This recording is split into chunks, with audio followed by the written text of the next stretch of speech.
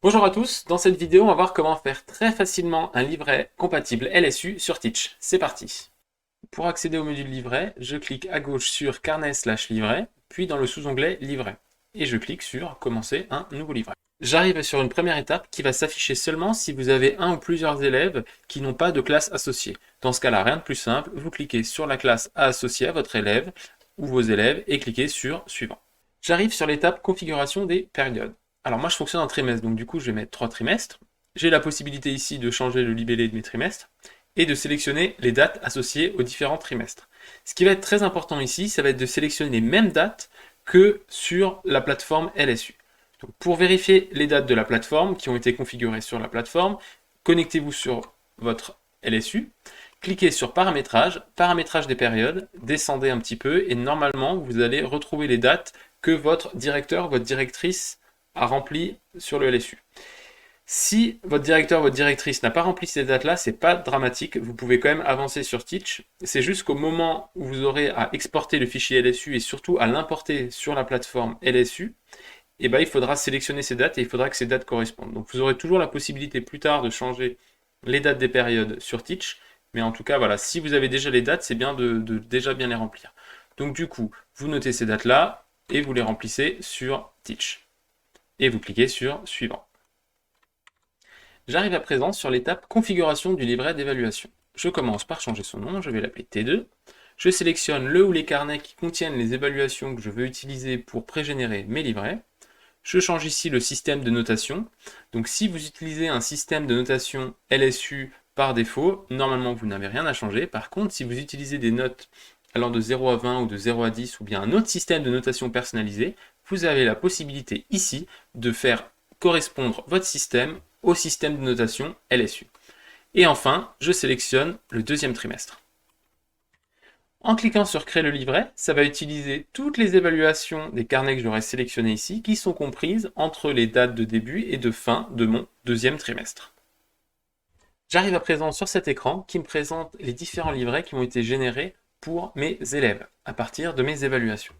Donc par exemple ici, dans français langage oral, en fait ce que ça a fait, c'est que ça a récupéré les évaluations qui ont travaillé ce domaine-là, ça a reporté les compétences qui ont été travaillées et ça a fait une moyenne des évaluations pour cet élève-là. Alors maintenant, j'ai la possibilité, bien évidemment, de changer les notes si jamais ça ne me convient pas. Je peux ajouter une remarque, très bien. Je peux ajouter une autre compétence ou modifier une compétence existante. Voilà, donc le livret reste entièrement personnalisable. En faisant ces changements-là, ça n'aura aucun impact sur vos évaluations. En effet, là, ce que ça a fait au moment de la génération, ça a effectué comme une copie. Donc ça veut aussi dire que si vous changez vos évaluations, ça n'aura pas d'impact sur vos livrets existants. Et donc si jamais vous voulez modifier vos évaluations et vous voulez voir un impact sur vos livrets, ce qu'il faut c'est supprimer le livret et le régénérer. Et si je descends plus bas, j'ai la possibilité d'ajouter un parcours qui va être commun à tous mes élèves. Et j'ai aussi la possibilité d'ajouter une appréciation générale sur la progression de l'élève. Et ça va notamment être une mention qui va être obligatoire pour rendre ce livret compatible LSU. Ok, donc la première erreur, l'élève n'a pas un identifiant national valide numéro INE. Alors en effet, pour que Teach puisse rendre ce livret compatible, il va falloir remplir ce numéro qui est l'identifiant national de l'élève. Donc pour ça, je clique sur Mettre à jour. On arrive sur cet écran qui nous laisse deux possibilités. La première, d'ajouter à partir du fichier CSV onde ou bien d'ajouter manuellement ce numéro INE. Je vous conseille vivement d'utiliser la première manière.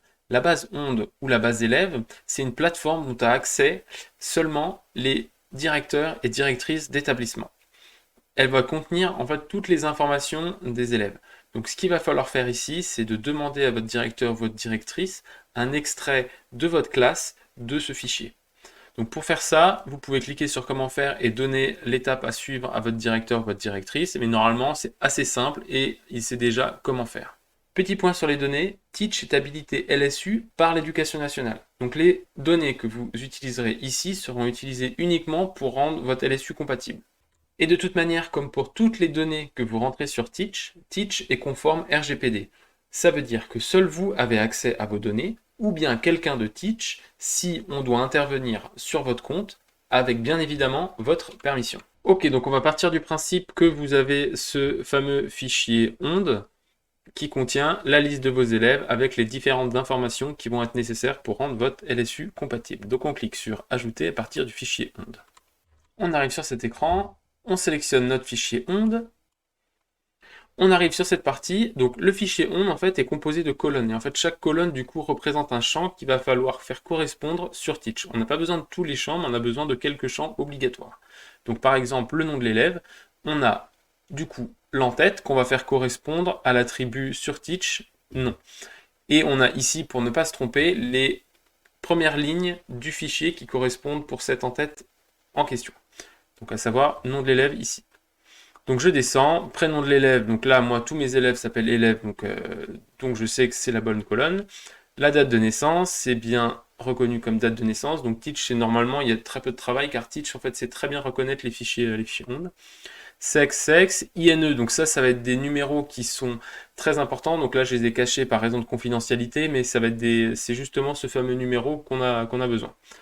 Adresse, donc ça on n'a pas besoin, donc je l'ignore. Hop, je descends.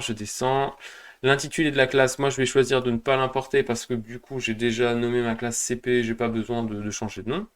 L'identifiant de classe, ça va être un autre champ qui va être extrêmement important et obligatoire pour que le LSU soit compatible. C'est l'identifiant national de votre classe. Donc ce champ-là est également présent dans le fichier onde. Donc c'est important de le faire correspondre à ce champ-là sur Teach.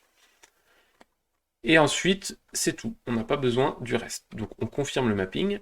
On arrive ensuite dans la dernière étape qui va consister à mettre à jour ou bien à créer des données provenant de notre fichier avec les données existantes sur Teach. Donc moi dans mon cas, j'ai une classe de CP que j'avais déjà renseignée par le passé sur Teach et j'ai une classe de CP dans mon fichier onde. Donc là, Teach me propose de mettre à jour la classe de CP et c'est tout à fait ce que je veux faire. Ensuite ici, il va me demander quel champ je veux mettre à jour. Donc le cycle, le nom de la classe et l'identifiant national classe. Donc c'est cet identifiant-là qui va être obligatoire pour le LSU et dont il faut vérifier la présence ici. Et à la suite de la classe, j'ai la liste des différents élèves présents dans le fichier avec les données correspondantes de chaque élève. Et pour chaque élève, j'ai la possibilité de faire trois choses. Soit mettre à jour un élève existant sur Teach à partir des données de l'élève dans le fichier. Soit de créer un nouvel élève, donc là ça va se mettre en vert, soit de l'ignorer, ça va se mettre en gris, ou bien comme je disais au début, de mettre à jour un élève qui existe déjà sur Teach. Le champ qui est très important, comme je disais précédemment, et qui est obligatoire pour le LSU, c'est l'identifiant national élève. Donc là, il faut bien vérifier que ce champ est bien à chaque fois rempli, mais si votre fichier onde est correct, normalement il sera là. Je vérifie ensuite que les élèves qu'on propose de modifier sont corrects. Donc en effet, Teach va essayer à partir du nom et du prénom des élèves dans le fichier CSV onde de faire la correspondance avec vos élèves existants sur Teach. Donc là, BA c'est bon, BED c'est bon, BER, Jacques, et donc je défile jusqu'en bas et ok, tout est bon. Et si tout est bon, on confirme l'import. On indique que 11 élèves ont été importés avec succès. Donc là, ce que ça a fait, c'est que ça a mis à jour les attributs que j'ai précisés précédemment. Je clique sur continuer et je retourne sur le livret où on me dit maintenant qu'il y a 3 erreurs. L'école n'a pas de directeur, je mets à jour, je vais l'appeler Toto Titi. C'est une femme. Je continue. Il me reste plus que 2 erreurs.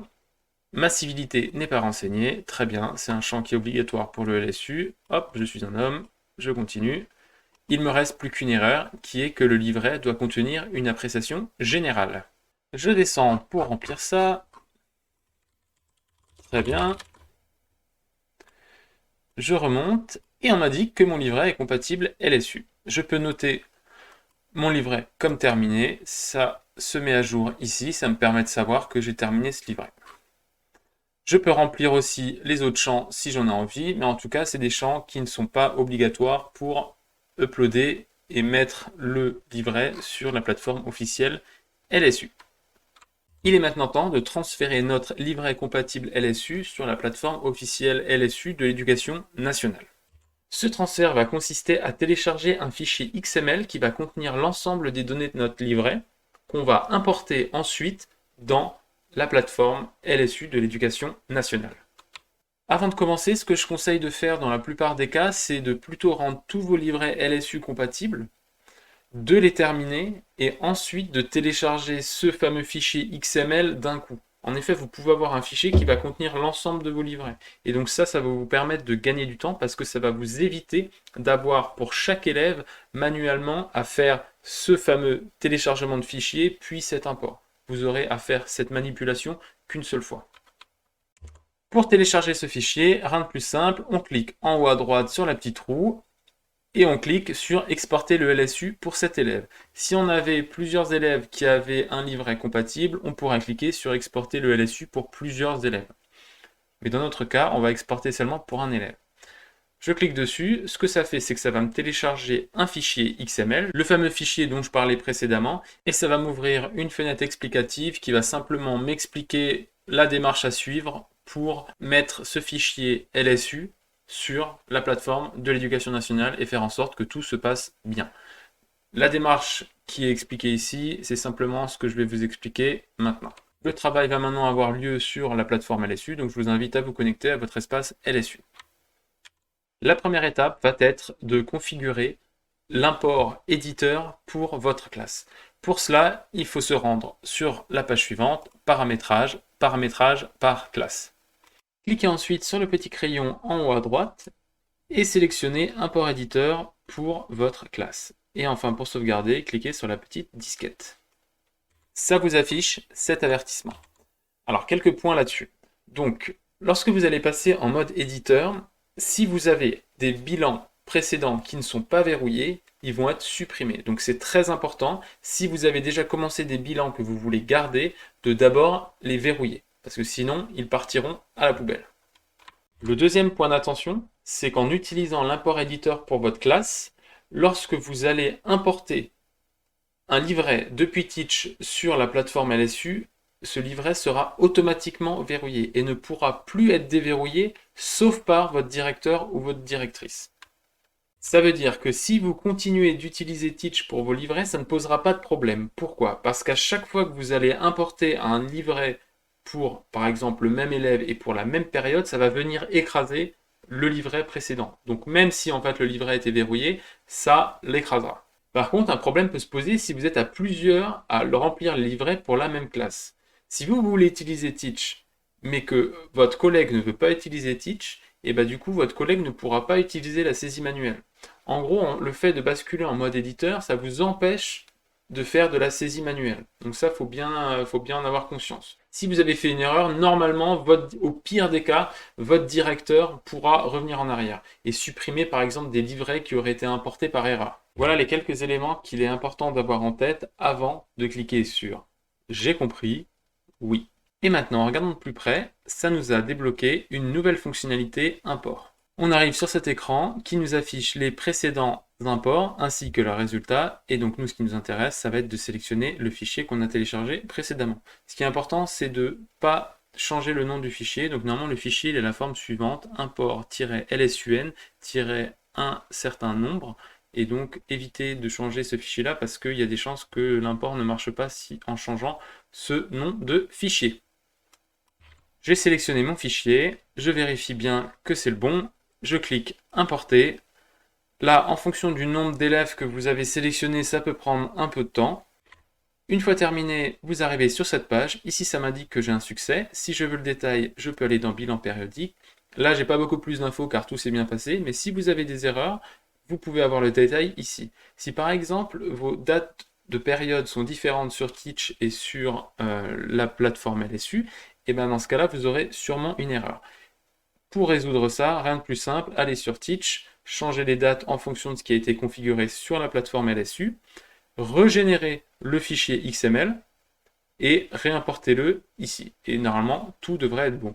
Si vous avez d'autres erreurs que vous n'arrivez pas à comprendre ou résoudre par vous-même, n'hésitez pas à m'envoyer un petit message avec la messagerie en bas à droite de l'écran sur Teach. Et la vérification ultime reste d'aller directement sur le bilan d'un ou de plusieurs de vos élèves en allant en haut à gauche sur bilan, saisie individuelle et recherche et de visionner le bilan de votre élève. Vous avez la possibilité maintenant de télécharger ce livret au format PDF. Ce sera un livret PDF qui viendra de la plateforme LSU ou bien d'utiliser le livret PDF provenant de Teach. L'avantage du PDF provenant de la plateforme LSU, c'est qu'il y aura en plus sur ce PDF les coordonnées des parents, information qui est absente sur Teach. On arrive à la fin de cette très longue présentation du module LSU de Teach. Donc si vous êtes arrivé jusqu'ici, un très grand bravo à vous et je vous dis à bientôt sur Teach.